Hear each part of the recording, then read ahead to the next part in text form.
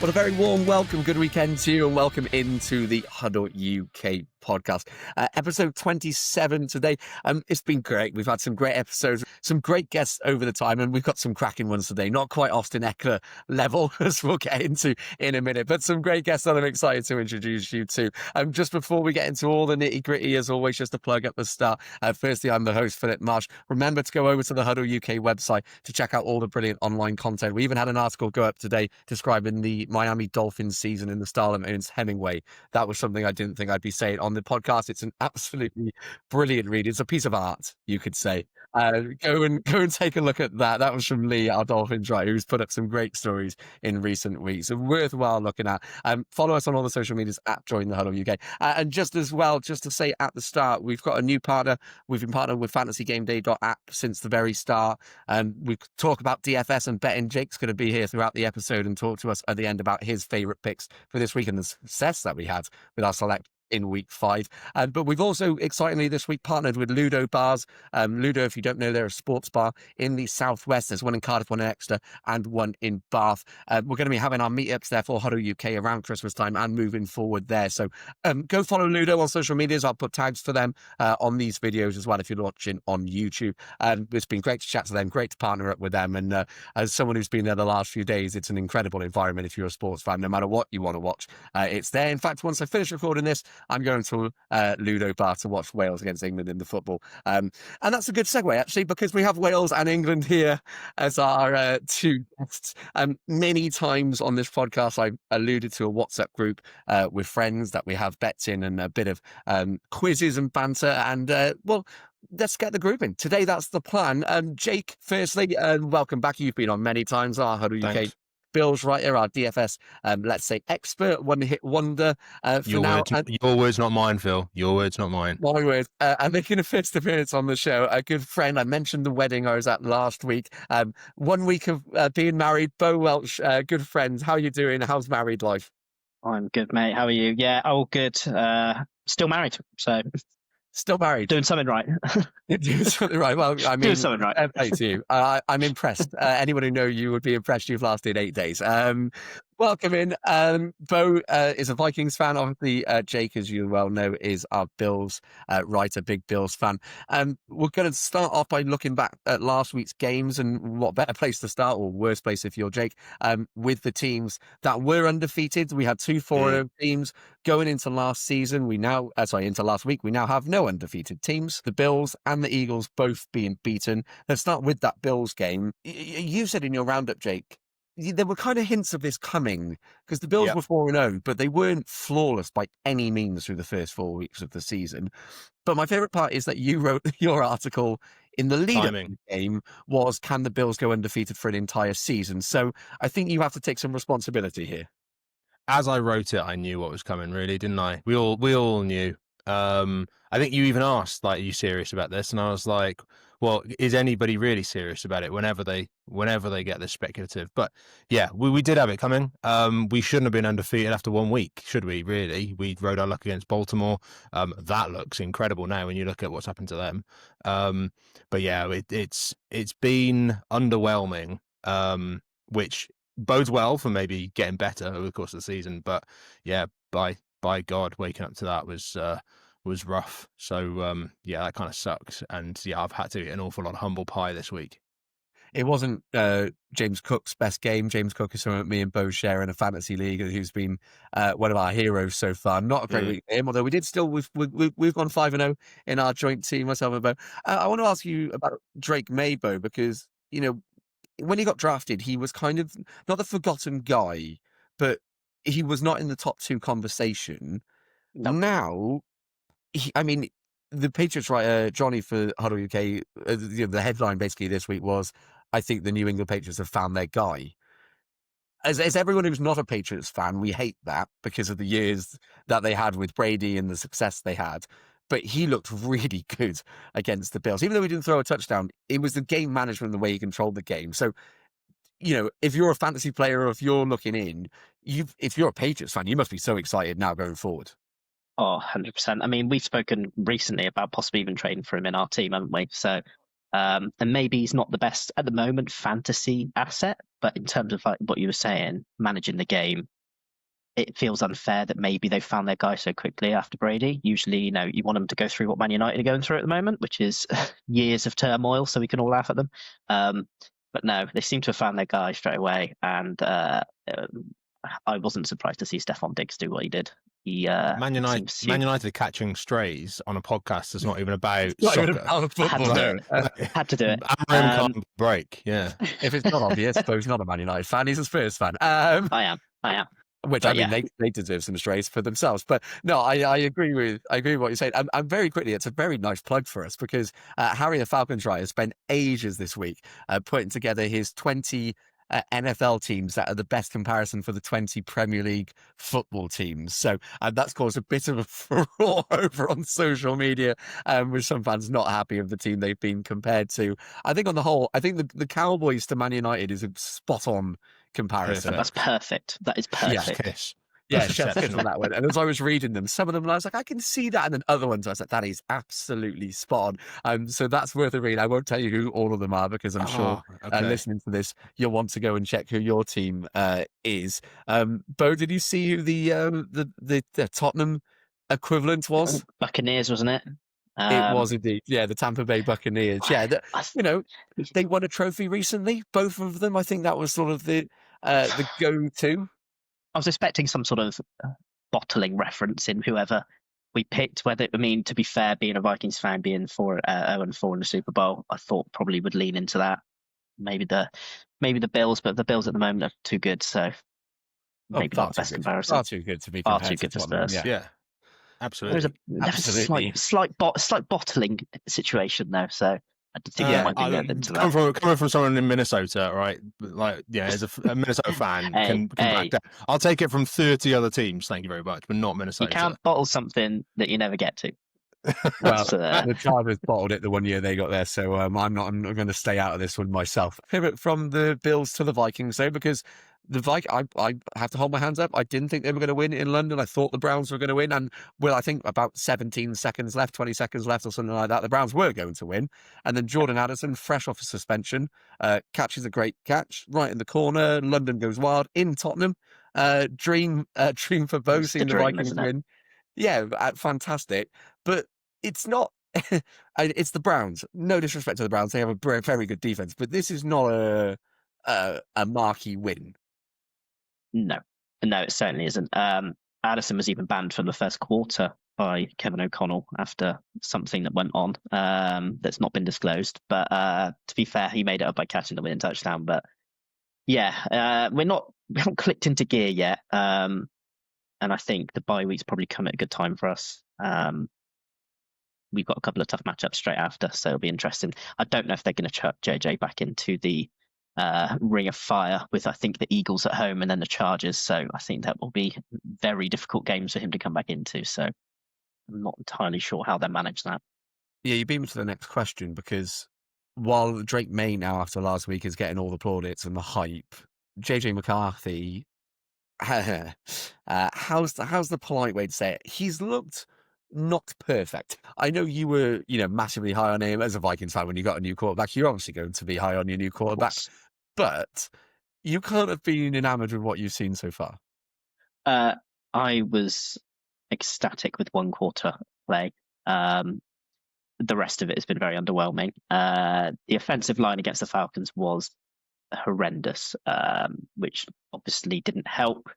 Every single drive started with short run, tried to pass it, punt, and that seemed to be the situation throughout the game. And then when he got injured, obviously he was trying to do too much. So I don't think it'll ever be as bad as the Falcons again, or what we saw so far, but I'm hoping for at least a little bit of improvement. Jeez, yeah, I mean, we'll be in a real sticky situation if that's the case, but yeah, I'm hoping we can kick on. I'm hoping the injuries actually come at a good time so he can sort of settle again. We'll have to see. I'm still massively high on him, though. Yeah, and Beau alluded to it. That one quarter against the Bears in the fourth quarter was outrageous, but it hasn't been great other than that. Jake, is the more neutral point of view on this? What have you made of it? I would just like to remind everyone that we are coming up to the 2-year anniversary of whatever the hell Josh Dobbs managed to do in a Kevin O'Connell system. So I am confident that JJ will work it out. Yeah, it's just like, I think if he was an Anthony Richardson coming out, we hadn't seen much of him. He was all kind of promise and all physicality and athleticism. And then it was just a case of, can we teach him how to play the position? And the Colts, we'll get to this, maybe with Tom. I don't know. But they then threw him into the fold way too early. I think we've seen him kind of crumble under that. JJ's the opposite. We know that he is a good quarterback. We know that he's got a good environment around him. The protection has not been good. That Vikings O-line has not been good. And if you don't protect your rookies, you're just not going to have a good time of it. I think Caleb Williams showed that last year. So I think he will figure it out. I think that, yeah, like Beau said, if they can keep him out of the firing line for kind of a couple of weeks and kind of really ease him back, make sure he's back to 100%, then I think he'll be okay.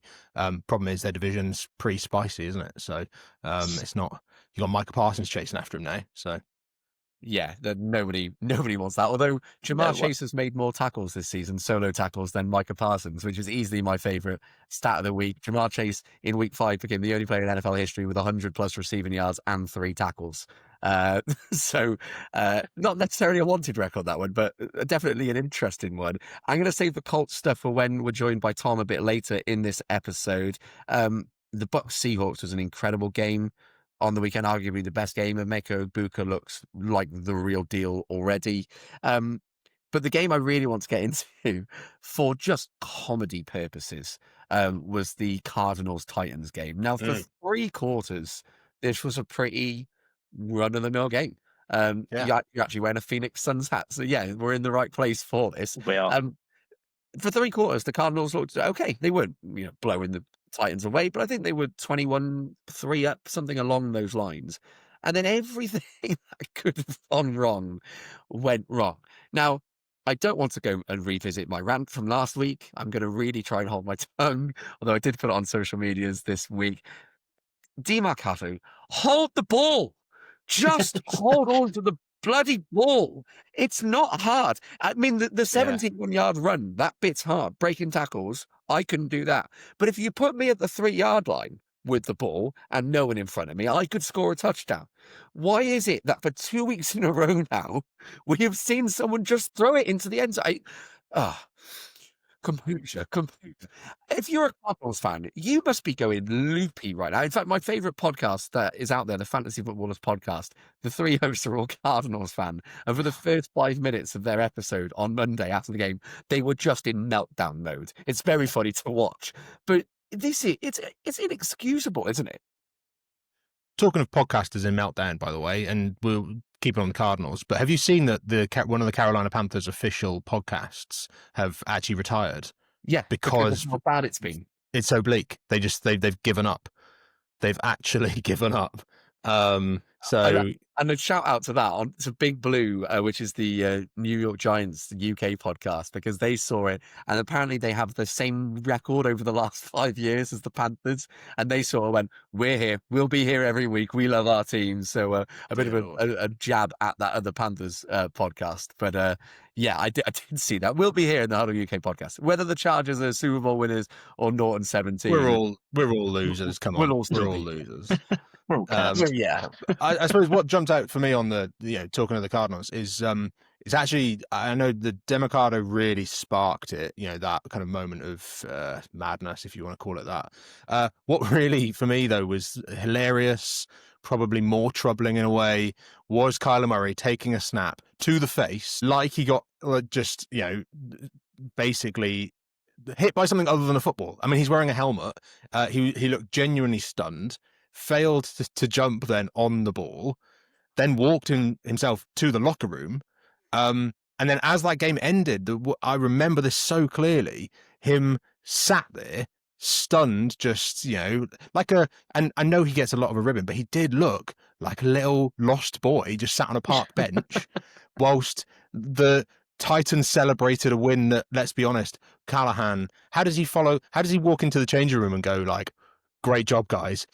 You can't turn around and be like, "Yeah, we absolutely did that." You had people dropping balls through the end zone. You had balls coming off of face masks, people kicking it around like it was a bar of soap. Like, it was yeah, I mean, it will live long in the memory for I'm all the not wrong sure if that's reasons. Tyler Lockett's first touchdown of the season, but I mean, it's the funniest. Oh. And that's how Treylon Burks got his first ever NFL touchdown. I remember It also was. for the Titan Titans. thing. But it's made worse by the fact they intercepted the ball, did they? They intercepted Cam Ward. Just kneel. Don't try to get Just up. stay down.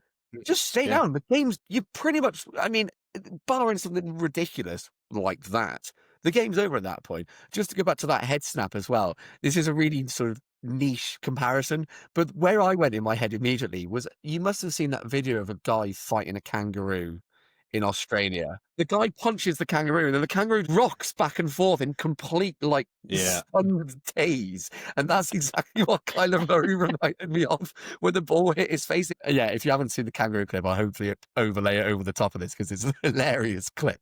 But that was Kyler Murray, like, to a T for me in that game. Yeah, I mean, tough for the Cardinals. As you say, Brian Callahan can't be celebrating this as a masterstroke on the Titans side. Even when Joey Sly was taking the kick, he missed 2 earlier in the game, and I was like, "Oh God, can they bottle this even?" But yeah, that was a game to remember. We've had a couple of these weeks now this season, haven't we? A few weeks ago, it was all the blocked kicks. Last week, it was just a comedy of errors across the board. But I mean, at least it makes for an entertaining season. It does, and but we had a like one of the weeks it was just pick sixes and fumble recoveries, return for touchdowns. I mean, I don't know how many defensive touchdowns there were that week, but I would love to have seen the odds on it because it was just mental. It broke a record. I can't remember the stat, but it was like the most in 15, 20 years or something in a single week. So, because we were all messaging, weren't we? Going, there's another one. It felt like that woman in Bristol when they announced the election, you know? There's another one. Yeah. It was very much like that, the pick six week. Let's get into the news, the biggest news of this week. Joe Flacco has to be the biggest talking point. His journey of the AFC North continues. We've ticked off the Ravens. We've ticked off the Browns twice. We're now at the Bengals. Hopefully he gets to the Steelers at some point. You know, he's who's older, him or Rodgers? Oh, that's a debate nobody wants to hear, Phil. Yeah, but okay. I'll brush over that really quickly. But for the Bengals, I don't know what side of this I fall on because some Bengals fans are like, oh my God, Jake Browning has been poor, let's say. Yeah. Some of the interception he's thrown, particularly last week, there weren't even people in the area. It was just sort of lob the ball downfield and hope for the best. So Flacco is better. But the biggest issue with this Bengals team was, well, one of the issues with this Bengals team was the offensive line's inability to protect their quarterback. And now they have a statue, a very accurate statue, but a statue nonetheless, a Super Bowl winning statue. Are they going to win more games? That's the question. I'll ask you first, Jake. Are they going to win more games in the next, whatever it is, 7 weeks while Burrow's out with Joe Flacco compared to what they would have done with Jake Browning?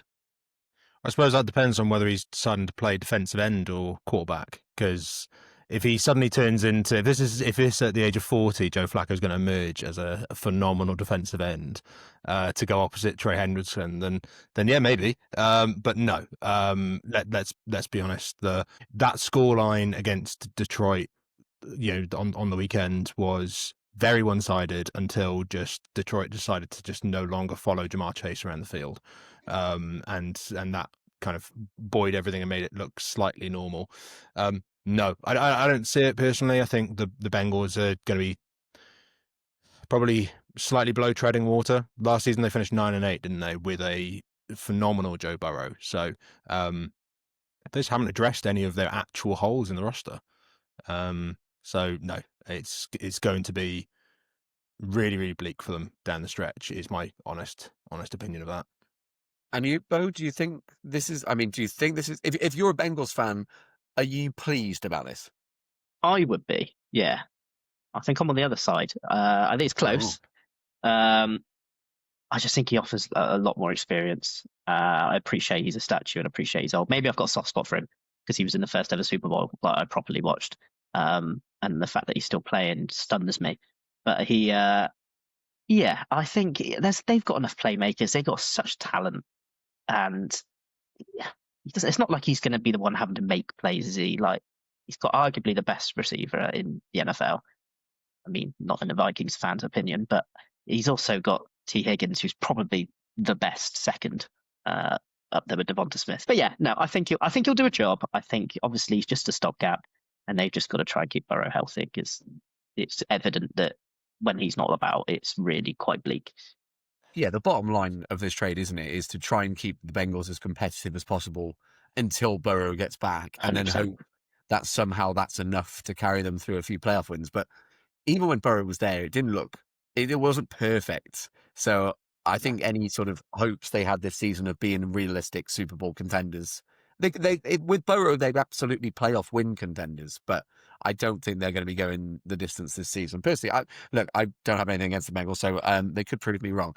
The quarterback issues in that that division, though, are far and wide. Lamar Jackson, you touched upon it right at the start when you talked about the Bills beating the Ravens. That was obviously with Lamar, who missed out. Now, the Texans were a team we didn't really know. Were they a good team? Was CJ Stroud, was that a one-season rookie success? Are they good? Are they bad? We don't really know. And then they went and played a Cooper Rush Ravens, and they absolutely battered them for 4 quarters. It was one of the most one-sided games of the season. And again, I know it's Cooper Rush, who I saw someone on Twitter say, I don't know why they went and got Cooper Rush. I think the scout was told it's a rushing offense, so they just went and got a quarterback called Rush. He looks good in purple. Like the pop the pop of orange on purple is a good look. It's very it's exceptional. It's a good shade on him, yeah. Yeah. I think that there's a really sad point that's coming down later down the stretch in the season for Baltimore. So week 13, Joe Flacco is going to, because Joe Burrow is not going to be back by week 13. We were pretty confident of that. Week 13, Joe Flacco is going to walk into Baltimore, and if Baltimore haven't sorted their act out, they're going to watch the ghost of their former franchise quarterback probably pound them at this rate. And that is just, if you've had that sort of season, that's just going to be the cherry on the cake. If Joe Flacco goes and does that, and there's a chance that happens now. There is a chance. It probably wasn't going to happen with Cleveland, because the only way Cleveland were going to put the beat down on someone was with Flacco on the sideline, and the defense on the field. So, but that's going to be really sad. So that's something to look forward to later in the season. Flacco also has the chance to do something hilarious this week and beat the Packers for the second time in the season after just 6 weeks, because he did it with the Browns. Now he could do it with the Bengals, which would be I don't fancy his chances again with Micah Parsons breathing down his neck, particularly with this O-line. But hey, if you're a Packers fan, you must be, seeing the ghost of Christmas past, thinking, oh God, let's not lose to this guy again. Just to say on the Ravens as well, I'm just looking at the numbers, because we all know how good this offense is, the Ravens offense, with the exception of the Indianapolis Colts, who saw that come in, the Buffalo Bills, the Cowboys, and then the Lions. Nobody has scored more points than the Ravens, 141. But I'll give you both a guessing game then. Sort of some of the worst defenses we talk about in the NFL. The Jets have conceded 157 points. The Bengals, 156 points. Looking in the NFC, the Cowboys, awful secondary, 154 points. How many do you think the Ravens have conceded through 5 weeks? Do you want to go first, Beau? You can't. If Beau goes first, you can't do the one. Okay. I'll say 178. 178. I was going to say 175. That was where I was leaning. Both exceptional guesses, because it's in the middle. It's 177. So Jake wins it by a point on the split difference there. But 177, it's 20 points more than any other team, I believe, if the numbers I'm looking at are to be believed. Don't trust everything you read on the internet. But 20 points more conceded than the Jets. They're 1-4.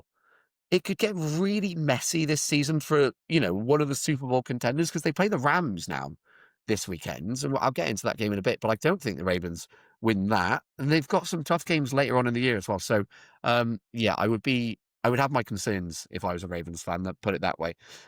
London. Let's keep on London before we, look ahead to all the other games this weekend. Vikings, as I said, beat the Browns in the first game in London. We had the game in Dublin as well, where the Vikings did lose to the Steelers. Happy wedding day for you there, Beau. That one. Yep. Thanks. Just thought you, in case you'd forgotten about that. This week, it's the Jets and the Broncos, two teams whose trajectories now are going in very opposite directions. The Jets, 0-5.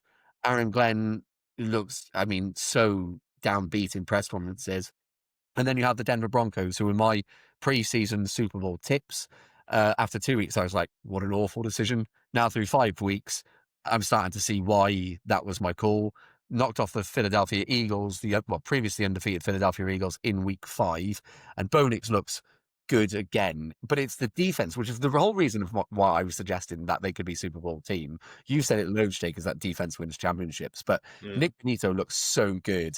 And I don't give the Jets a chance in hell in this game. No, I've said that. Clip it, and the Jets win. But I don't see any world in which the Jets win this game. But if you can, one of you give me an argument as to say why the Jets could do it. I really don't think I could. I'll tell you the 100%. reason. I'll tell you the reason why they might. The reason why they might is because it's London, and weird stuff happens in the NFL. I mean, weird stuff happens in London. Let's be honest, but weird stuff happens in games abroad. I would say, go back 2 years. Buffalo lost to Jacksonville when they really shouldn't have. We were there. Got to see that in person. Well, I was glad I missed it in the end. So I was the other side of the world. I've been there when a Baltimore team rolled into town against, again, another, quite frankly, poor Jacksonville team and got utterly blown out because Jacksonville knew how to play in London. Baltimore did not. So I think the Jets have been over a couple of times in recently. They've got less time to travel. These things can all really add up as to it's the small things about, how does a quarterback adjust to the time difference? Has Bo Nix ever had to do this before? That can make a bigger difference than, say, just form. So I think there is a chance that if this was even in New York, I'd probably say that there is less of a chance of New York winning in New York. But yeah, I think in London anything can happen. I don't think anything can happen. I think this is a very comfortable win for the Broncos. But hey, clip that up. Clip it up. Yeah, I will. I'll only clip it up in retrospect if it's wrong, which will be really funny. Great, Beau. You don't have to have the Vikings play this week, so you can enjoy a week off. There's no potential misery for you on the cards. For me and Jake, there might be for both the Bills and the Chargers. We're going to get into all of this weekend's games now as well. We're going to have a quick substitution in the podcast. Beau, thank you very much for joining us to reflect on last week. I jokingly said ahead of time in the WhatsApp group that we're going to get an upgrade. I was joking. We won't tell Tom that until the podcast comes out. We got a downgrade, of course, from the Minnesota Vikings, although saying that now, to the Indianapolis Colts. Beau, thank you very much for joining the HuddleUK podcast. Thank you very much. We'll definitely have you on again. And now we're going to play a seamless edit now and welcome in Tom Chilvers. Out with the old, in with the new, the better, of course. Joining the trip down the WhatsApp group for today, Tom Chilvers, Indianapolis Colts fan. Welcome in, mate. How you doing? I'm so good. Thanks for having me on. It's good to have you on. I like that you've committed to joining the podcast at the end of your shift at work, and it's even brought in flags to decorate your office as a backdrop. So you get points for that. Beau had a basketball hat on, so that's 1-0 to you right from the get-go. And you picked a Chargers flag. So sucking up is very good here on the HuddleUK podcast. I touched on it right at the start with Beau, but yourself a Colts fan. I would say at this point in the season, potentially the shock team of the year so far in 2025. No disrespect to Daniel Jones. I've said it a few times. I think he sort of became a bit of a meme in the NFL world, but has shown this year in a good offense with a good system and a decent head coach, he can be a very, very serviceable NFL quarterback. So I guess 2-part question. Firstly, did you expect this to happen? Because all NFL fans are optimistic. And 2, how far do you think the Colts can go this year? I mean, yeah, shock is an understatement. I think going into the season, if you have told Colts fans the way that Daniel Jones will be benched for Anthony Richardson would not be because he's destroyed the Raiders and is being benched to rest him, and Anthony Richardson is coming on to just take dead snaps at the end of the game. he's got a new nickname, and we need to respect Indiana Jones going forward. And I will not have that man slandered until he reverts back to what we have seen before. It's an incredible time to be a Colts fan. We have been on a carousel journey, the likes of which I don't think I've ever seen. Joe Flacco's made another turn up on a new team. He was part of our carousel. No Colts fan would have ever thought Indiana Jones would be the man to take us to the promised land. We've had the team for a long time. The core of it, I think, has looked quite good. Jonathan Taylor, Michael Pittman, that line, it's all been there ready for someone to take it on board. Never did we think this would be the quarterback, but we're more than happy, I think, to finally see someone work in this system. Shane Steichen start to develop with something and have some promise. I don't know if Jim Irsay and sadly the passing there has done anything to galvanize this team this year, but for whatever driving forces in that locker room, long may it continue. Yeah, and do you think because before the season started, I imagine a successful year would have looked like a playoff run, maybe a wild card game. Because, with the greatest respect to the division the Colts are in, before the season started, it didn't look like the most competitive. Liam Cohen's got the Jags playing excellent football, particularly on defense, and we'll get to that in a moment. But what now, given where the Colts are after 5 weeks, would constitute a successful season? I think playoffs statistically from here need to be a key target, but what needs to, I think, be the case is to not accept, as you say, just getting to the playoffs and being a one and done, a wild card type situation. The Jaguars at 4-1 as well obviously pose a serious threat in the division. And say what you want about Trevor Lawrence, they're playing well, and that has to be addressed. But I think playoffs and then hopefully on from there each week as it comes will have to be the way we play it. There's no good team that's playing well.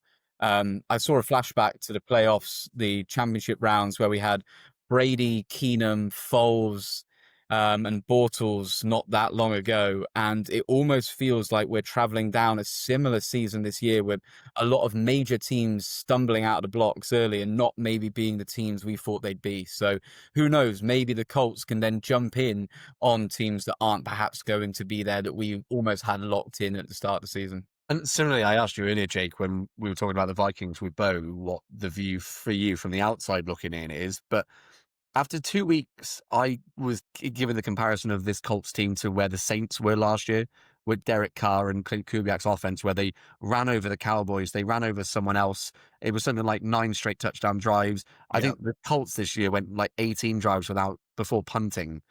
It's gone much further than that now, hasn't it? We're 5 weeks in. They haven't won every game, but they've been in every game. And I think, are they 4-1? Tom, you'll tell me if I'm wrong there. I think they're 4-1. Yeah. So this has gone from being this is quite funny, it's a meme, it's Daniel Indiana Jones, to hold on a second, this is actually a really good football team. This weekend, Schrader, the kicker, got injured, didn't he? Which I just think, if you're the punter and the punter's then suddenly having to actually kick, which in the end they didn't, they just went 2-point conversions like left, right, and center. But like the punter's done nothing all season, and the poor kicker's got injured, and the punter still doesn't get to do anything. Like, what sort of cruel irony is that he's just never called upon to do anything? I bet he's probably the most surprised man in Indianapolis right now, because he thought he was going to be a very busy man this year, and that's not happened. But yeah, I think it's impressive, because I don't think we've ever seen this really from Daniel Jones. And we did see a good season from him in New York, but I don't think we saw what we're seeing now, which is we're seeing a more measured approach. What we saw was a bit more flashy. He used his legs a lot more. I will always remember him falling over nothing in the middle of the field. That's exactly where I went in my head as well. And that's the problem, isn't it? Is when you've got a quarterback that does something, so like embarrassing, it's very difficult to then look at him and go, that's our MVP. But as of right now, I suppose the only argument against him for MVP is Jonathan Taylor. That's the only thing that's probably going against him. But he's up there. He's definitely up there. So yeah, I'm enjoying it. I think what I like about it is they play like a real team. It's a really solid, there's no flaws in that team. Nothing overly spectacular. Kind of Michael Pittman, really solid. Tyler Warren, really solid as a rookie. I think it's just a very well-balanced team all around. They kind of remind me of the opposite of the Eagles. Both teams are 4-1. When this podcast comes out, the Eagles will either be 4-2, but probably 5-1 off the Thursday night football game. But the Eagles are 4-1, and fans from the outside looking in are disgruntled. AJ Brown's, annoyed that he's not getting targets. Saquon Barkley's not looking as good as he did last year. People are still, questioning Jalen Hurts, whereas the Colts are 4-1, and it's like, look at us. Jonathan Taylor's great. We're doing this with Daniel Jones. We've got all of our wide receivers are doing well. Our rookie tight end's great. Our defense is good. It feels like a really happy place to be, whereas the Eagles also being 4-1 feels like a miserable place to be. So, good for the Colts. Good for you, Tom. I mean, as your friend in the WhatsApp group, I, don't like you guys being happy. That's kind only of in the WhatsApp group. Yeah. As your friend in the WhatsApp group and WhatsApp group alone. As your friends, perennially, we're not allowed to enjoy when our other friends' teams do well. Absolutely. But yes, it's been a great start to the year for the Colts, no doubt. And let's look at some of the games this weekend. Then we'll start with the Colts because they played the other team that we talked about earlier. The meme that was the Cardinals' Week 5 performance. Kyler Murray and all the rest of that shambles from that game. I think much like the Broncos Jets, for me, there's pretty much only one winner in this one. Do you both see this going the way of the Colts? Yeah, this is where the wheels fall off the Cardinals, or the wings, I suppose you could probably argue. I think that the Cardinals have been sleepwalking. They finally got caught out. They're like a worse version of Buffalo. Like, they've not looked good against actually even worse teams. They played a very weak start to the season. They've played arguably the weakest team, somehow lost it, found their own way to lose it. Now they're finally going to play a really solid team, and I think that they are about to get an absolute beatdown. So, sorry, Cardinals fans, that podcast of the fantasy football podcast that you mentioned. Sorry. Tom, got to be feeling confident against the Cardinals this week after the calamity of their game in Week 5. Yeah, might be a potential banana peel game, but I've got to think all the way. This is 5-1 for the Colts there. Yeah, don't blame me. I'm going to do a real quick whistle-stop tour of the games here in Week 6. So I'm going to give you the two teams. We'll have Jake first. I just want you to name the team that you think will win. I'll pit you two against each other. See, basically a pick 'em, see who can win the most. We already talked the London game here, so we'll ignore that one. Jaguars, Seahawks. Ooh, that's tough. Seahawks. Yeah, Jags off the back of that. Straight, we have a difference from the start. I love it. Dolphins, Chargers. Sorry, Phil. Dolphins. I'll take Chargers. Good man, Tom. Thank you. I knew I invited you on for a reason. Yeah, that's why he's got the flags. That's why he brought the flags. Yeah. Speaking of the other flags, Ravens, Rams. Jake. Oh no, that's chalky. Rams all day. Yeah, I don't think that's it. I don't think there's any debate there. We've done Colts, Cardinals, and this is an interesting one. I think it could be a really good game. Panthers, Cowboys. Cowboys. Yeah. Yeah, Cowboys for me. Cowboys as well. Okay. Sorry. Yeah, okay. Sorry to any Panthers fans out there listening, even though you came back on the weekend. Saints, Patriots. I think the Patriots are starting to roll, I would agree. Yeah, Patriots at home, I'll take that. Yeah, Steelers, Browns. I'll take the Browns. Thank you very much. Yeah. I'll stick with the Steelers, I think. With the Steelers. I like the differences we're having. Yeah. Two bad teams here: Raiders, Titans. No, sorry, I can't go with the Titans. I can't. Gino will probably throw like 6 picks, but I think they'll still win. I'll take Raiders. Yeah, I'll take Raiders as well. I think Genti can run on this game, and then Gino doesn't have to do much. Yeah, I would agree with you both. Buccaneers, 49ers. Bucks, like they look so good right now, and I don't know how because there's so many missing.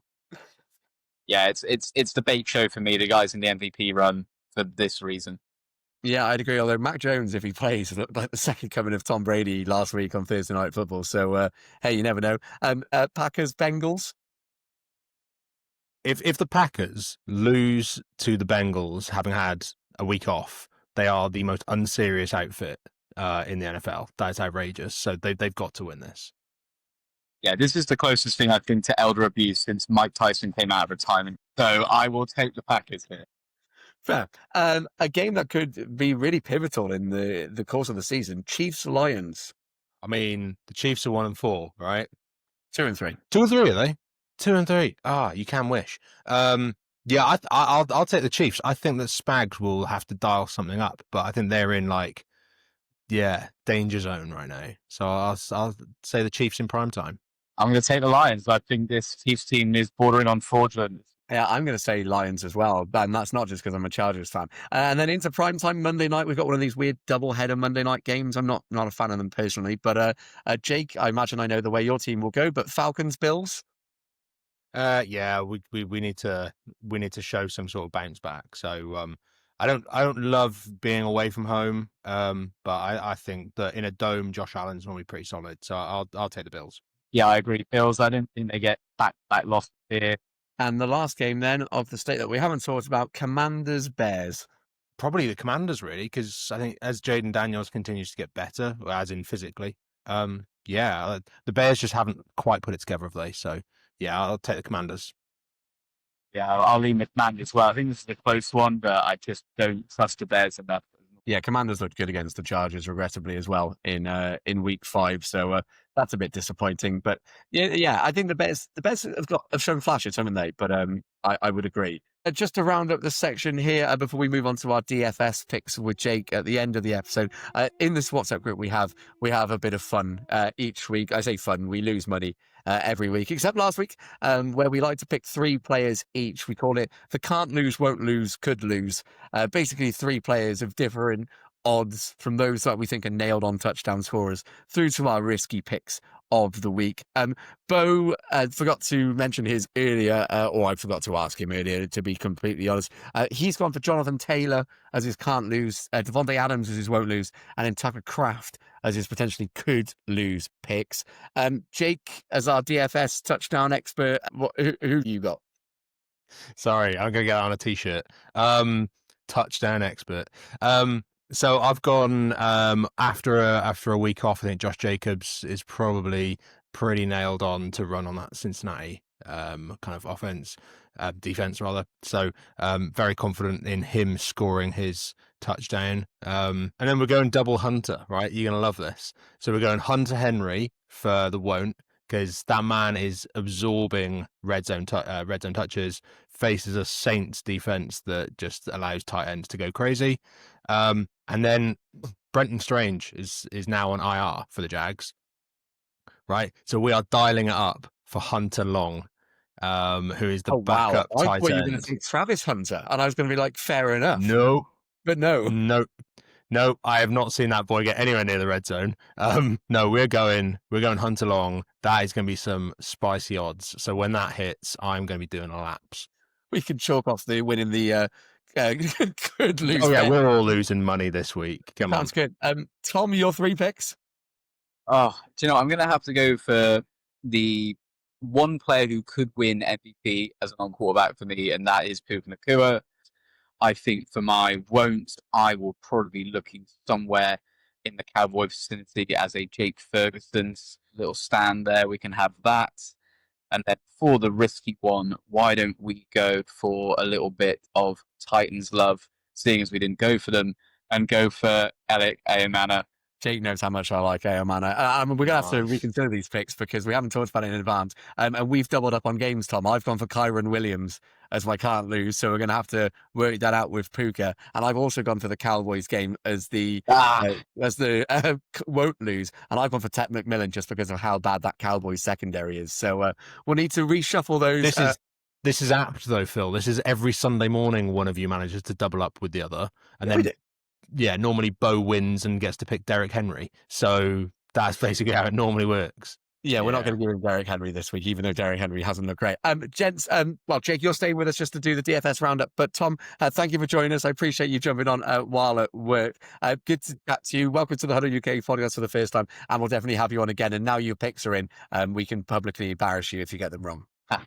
Thank you very much, and I expect nothing less from you lot.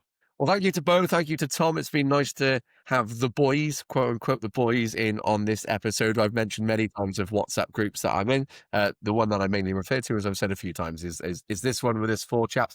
Jake is staying with us as one of our HuddleUK writers and DFS. Are we calling you an expert after last week, Jake? No. Well, not well.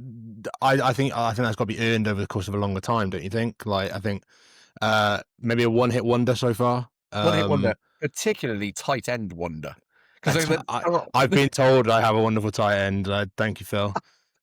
Last week, though, I mean, I'll roll the red carpet out for you in a way because, there were some misses. Obviously, nobody ever gets every single prediction right. But the tight ends you called last week, am I right in thinking other than Cade Austin, they all scored?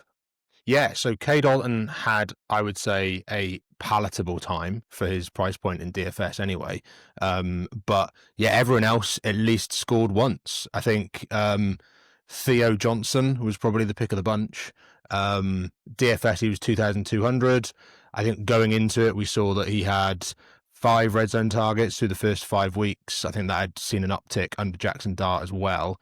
So the fact that that hit within the first drive, I think that the Giants went down into the red zone and he was the recipient, and then that doubled down. Couldn't really believe how successful that was. Also, he was 4-1, I think, to score a touchdown on the betting markets as well. So that cashed if you followed that through, which we did. So that was good. Yeah, Cade Otton was the tight end 13 on the week. Very palatable. Your other picks were the tight end 1, AJ Barner, the tight end 2, Jake Ferguson, the tight end 3, Theo Johnson, and then the tight end 6 in Darren Waller. So 4 of your 5 picks were in the top 6, which was excellent going. Fair play. It wasn't all perfect. The one player who we have both talked about, I've made a mockery of myself on social media, and we were both thinking it's finally time. I actually even cut a video from the podcast saying it's finally Jalen Tolbert time, and it wasn't, was it? I don't know where he was. I don't know if he moonlighted as Ryan Flournoy that seemed to get all of the targets. So fair play to anyone out there that went Flournoy over Tolbert, but. Yeah, I don't know what it was. I honestly, even the week prior, we saw Tolbert saw an uptick with those that left, the game during injury or through injuries. So, yeah, it was a puzzling one not seeing Tolbert. I actually thought you were going to lean in on Demercado for a second time there, which I'm sure you would love to get into again. Yeah, I've already mentioned this. Again, it's another clip I put up on Facebook, and I don't want to rant too much because I've already mentioned it on this podcast. I just find it so infuriating for them. I mean, for people who bet on them, it's obviously frustrating. Yeah, and I'm not sure if we mentioned it earlier, but of course, Jonathan Gannon's been fined £100,000 for his actions on the sideline, and it's out of line what he's done as head coach. You don't hit your player, you're allowed to, sound off, but he went too far. But I understand where he's coming from, if you know what I mean. Because if you're the head coach, you're on the hot seat, and your player does that, because they would have won the game. They would have won the game if he scored that. It's game over. So I just can't believe it happened 2 weeks in a row. I can't believe last week I was ranting about AD Mitchell doing it, and then Demercado did it. Yeah. Anyway, we're not revisiting it. No, but I think you raise a really valid point around, players. It's, the average contractual length for an NFL player is just over 3 years, which means that unfortunately most rookies don't see through their entire 4-year deal. Obviously, that's dragged down by kind of 1-year deals. But the point is that that was his shot, 76 yards to the house, and then he goes and does that, and I feel for him in a way because it's an honest mistake, even if it's a stupid mistake. But it just really reminds me, and I just want to mention this one. I can't remember the name of the chap because he is fantasy football folklore. But do you remember the New England Patriots running back who exploded for one game out of nowhere, much like a sort of a Rico Dowdle game? And I really would have, someone out there will know who I'm talking about. And the story goes that everybody rushed to waivers in fantasy football to pick up this chap. He was going to then be the Patriots guy, Bill trusted. And supposedly that week he plugged his phone into the wall. For whatever reason, the cable came loose in the night. His phone didn't charge. His phone was his alarm clock, as is the case for most of us. Didn't go off in the morning. He then slept through his alarm, missed training, and obviously old Bill doesn't really appreciate that sort of tardiness.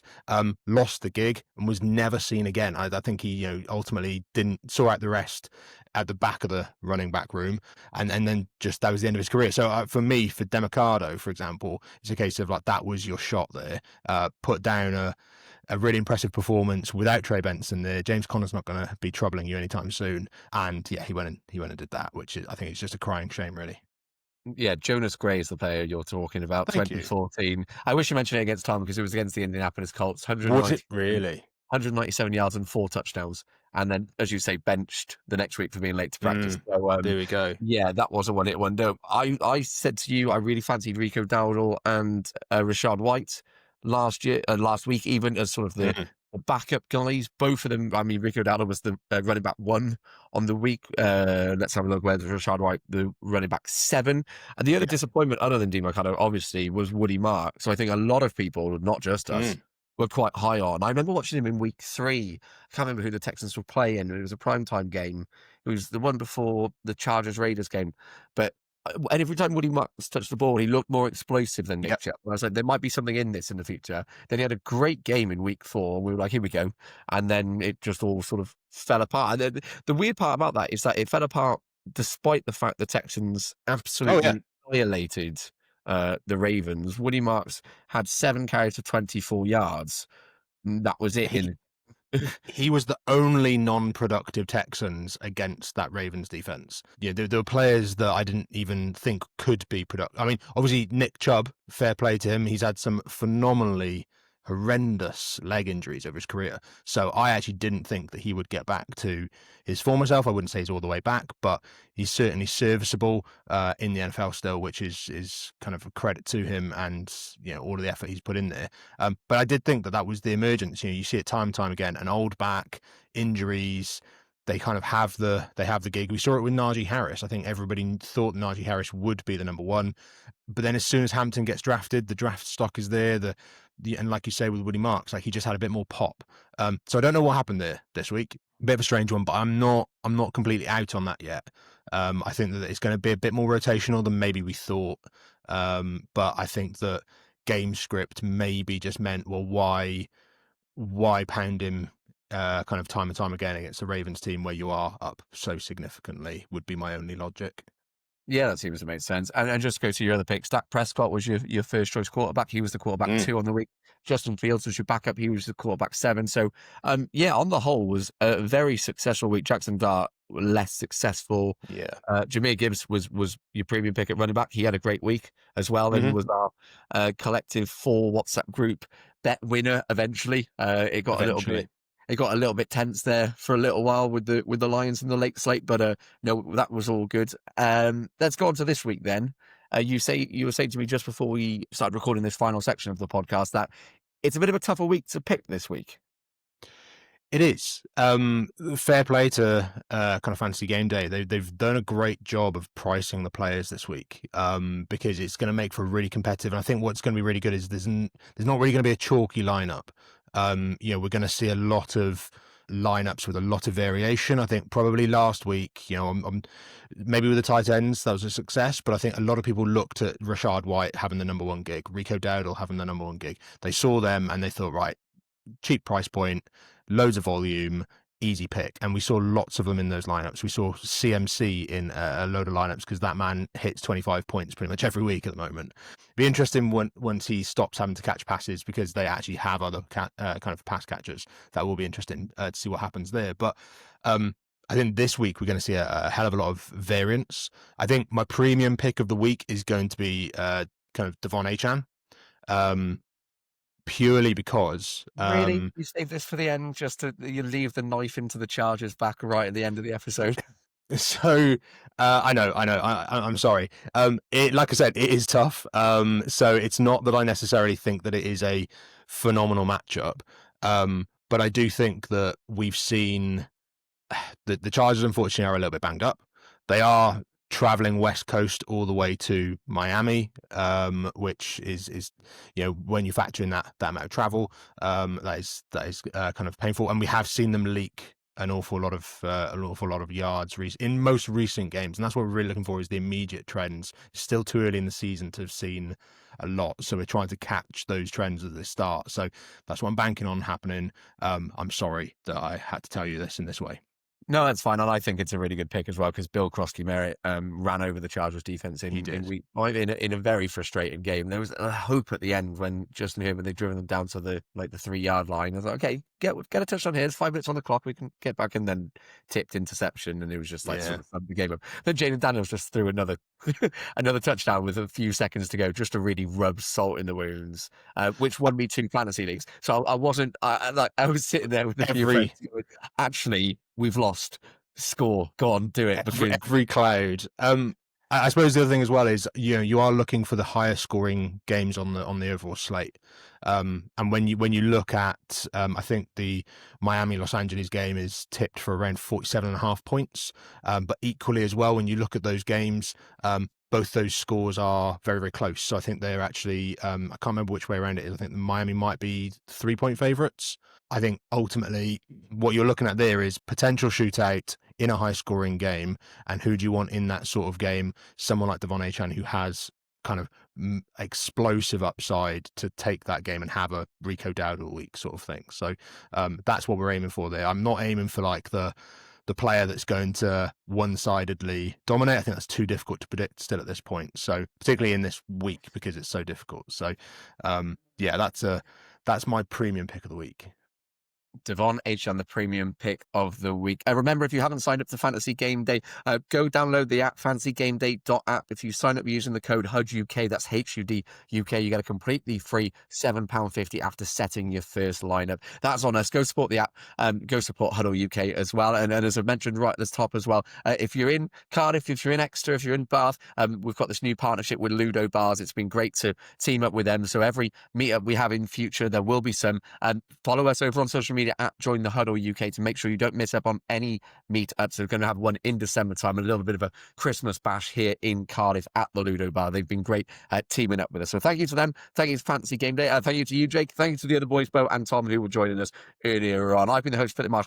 As always, enjoy your weekends. Enjoy, hopefully, a win for your team. Hopefully, the Chargers do a little bit better this week. And we'll catch you next week on the Huddle UK podcast.